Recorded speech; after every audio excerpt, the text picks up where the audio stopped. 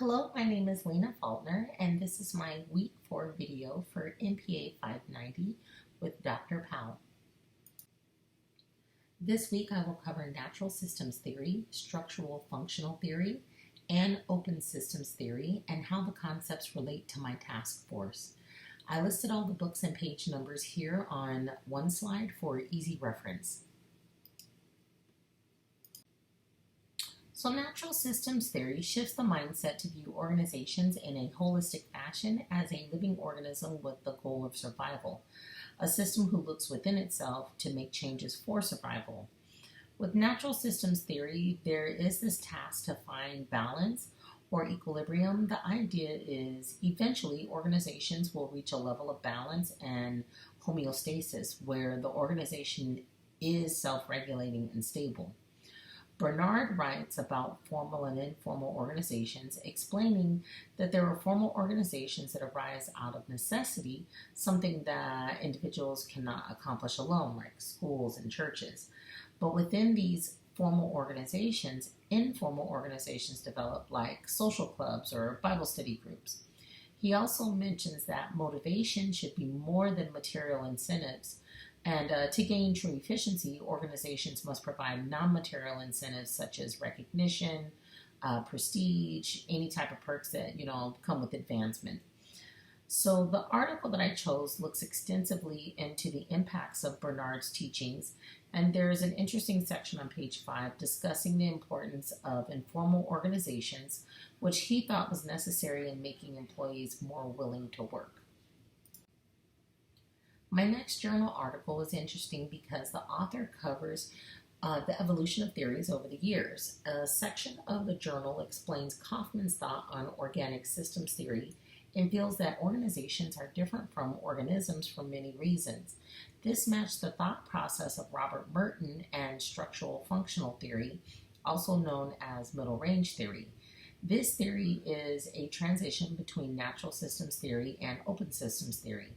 And like Kaufman, Merton questioned the idea of organizations being compared to living organisms that perform activities or functions with a focus on survival.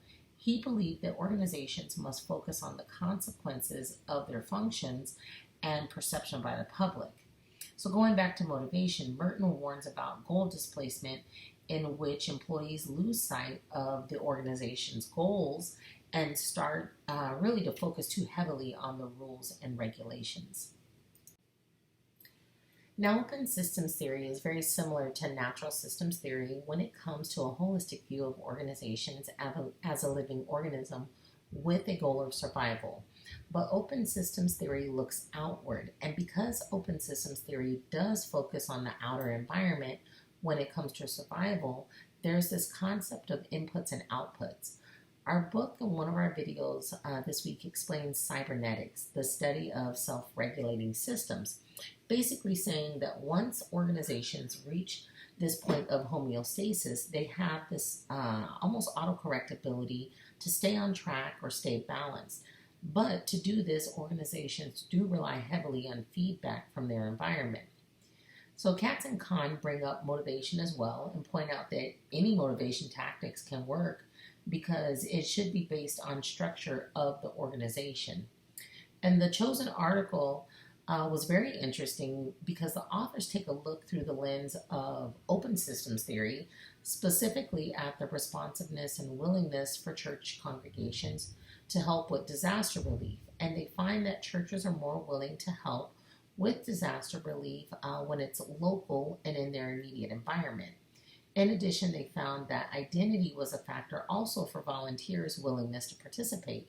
So, for example, suppose the area needing assistance was primarily Hispanic. In that case, they noticed the volunteers to be 50 to 100% more Hispanic than any other race due to their identity connection. So I feel all three concepts are able to be related to my task force, specifically natural systems theory and paying attention to, what changes need to occur within the task force that will be important, especially considering that it consists of multiple agencies. Likewise, evaluation and external elements will be crucial for planning and efficiency when battling a wildfire, and then the feedback will be just as important after the task has been completed. And that is it for this week. Thank you and God bless.